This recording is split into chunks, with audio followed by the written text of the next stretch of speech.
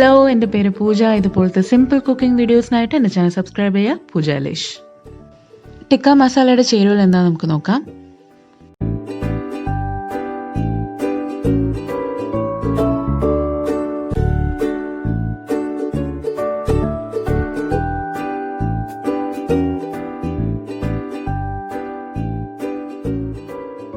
ടിക്ക മസാല നമ്മൾ 3 സ്റ്റെപ്പിലാണ് ചെയ്യാൻ പോകുന്നത്. ആദ്യത്തെ 2 സ്റ്റെപ്പ് എന്ന് പറയുന്നത് മാരിനേഷനാണ്. അപ്പോൾ അത് ആദ്യം നമുക്ക് നോക്കാം.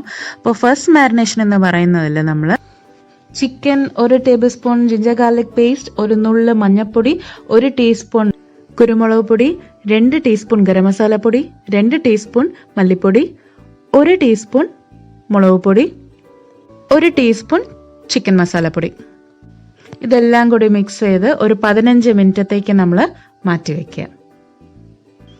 ഇനി ചിക്കൻ മാരിനേറ്റ് ആവുന്ന സമയം കൊണ്ട് നമുക്ക് ഈ 2 തക്കാളിനെ വേവിച്ച് അതിൻ്റെ തൊലിയൊക്കെ കളഞ്ഞിട്ട് നല്ല പേസ്റ്റ് ആക്കി വെക്കാം.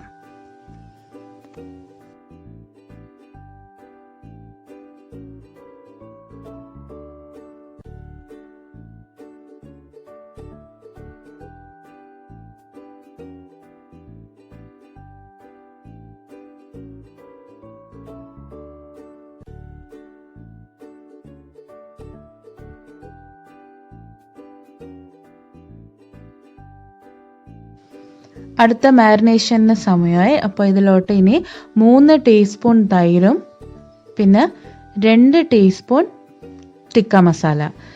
ഇത് ടിക്ക മസാല പേസ്റ്റാണ്. ടിക്ക മസാലയുടെ തന്നെ പൊടിയും വരുന്നുണ്ട്. അപ്പം അതായാലും മതി, അത് 2 ടീസ്പൂൺ ആയാലും മതി. ഇനി ആവശ്യത്തിനുള്ള ഉപ്പും കൂടെ ചേർത്ത് ഇത് ഒരു അരമണിക്കൂറത്തേക്ക് ഇതിനെ മാറ്റി വയ്ക്കാം. അപ്പോൾ അരമണിക്കൂറായി. ഇനി നമുക്ക് ചിക്കനെ പൊരിച്ചെടുക്കാം. ഈ പൊരിച്ചെടുക്കുന്നതാണ് ടിക്ക. അപ്പോൾ നമ്മൾ ഫസ്റ്റ് ടിക്ക പ്രിപ്പയർ ചെയ്ത് കഴിഞ്ഞു. ഇനി അടുത്തത് മസാല. അതെങ്ങനെ ഉണ്ടാക്കുന്നത് നമുക്ക് നോക്കാം. എണ്ണ ചൂടായതും 1 ടീസ്പൂൺ പെരിഞ്ജീരകം ഇടാം. ഇനി അതിലോട്ട് 2 ചെറിയ സവാള അരിഞ്ഞതിടാം. ഇനി സവാള വഴണ്ട് വന്നതിന് ശേഷം നമ്മൾ 1 ടീസ്പൂൺ ഇഞ്ചിയും വെളുത്തുള്ളിയും ചതച്ചതിടാം. അപ്പോൾ ഇഞ്ചിയും വെളുത്തുള്ളിയും നല്ല വഴണ്ടിട്ടുണ്ട്. അപ്പോൾ അതിലോട്ട് നമ്മൾ ഈ തക്കാളി പേസ്റ്റാക്കി വെച്ചതും കൂടെ ഒഴിച്ചു കൊടുക്കാം. ഇനി ഇതിലോട്ട് 1 ടീസ്പൂൺ ചിക്കൻ മസാല, 1 ടീസ്പൂൺ മുളക് പൊടി, 1 ടീസ്പൂൺ മല്ലിപ്പൊടിയും കൂടെ ഇട്ട് നല്ല വഴറ്റിയെടുക്കാം. ഇനി ഇതിലോട്ട് ആവശ്യത്തിനുള്ള വെള്ളവും കൂടെ ചേർത്തിട്ട് നല്ല തിക്ക് ഗ്രേവി ആയിട്ട് മാറ്റിയെടുക്കാം.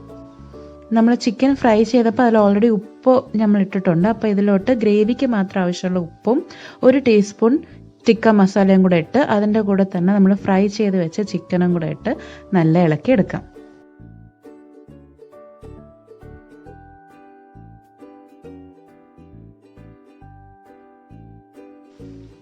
ഇതിപ്പോൾ നല്ല തിക്കായിട്ടാണ് ഇരിക്കുന്നത്. അപ്പോൾ കുറച്ചുകൂടെ വെള്ളം ഒഴിച്ച് നല്ല ഗ്രേവി പരുവത്തിലാക്കി കുറച്ച് സമയത്തേക്ക് ഒരു 5 മിനിറ്റത്തേക്ക് ഇതിനെ അടുപ്പത്ത് തന്നെ വെച്ചിരിക്കുക.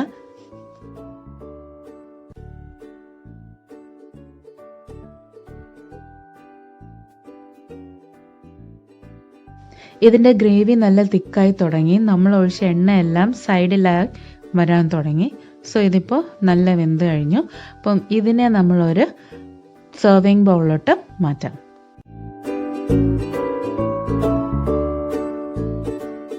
അപ്പോൾ ഈ വീഡിയോ എല്ലാവർക്കും ഇഷ്ടപ്പെട്ടെന്ന് ഞാൻ വിചാരിക്കുന്നു. ഇഷ്ടപ്പെട്ടുണ്ടെങ്കിൽ എൻ്റെ വീഡിയോ ലൈക്കും ഷെയറും കമൻറ്റും ചെയ്യുക. പിന്നെ എൻ്റെ channel subscribe ചെയ്തിട്ടില്ലാത്തവർ please subscribe. Puja Eilish. ഇനി പുതിയൊരു വീഡിയോയുമായി നമുക്ക് ഉടനെ കാണാം. Take care.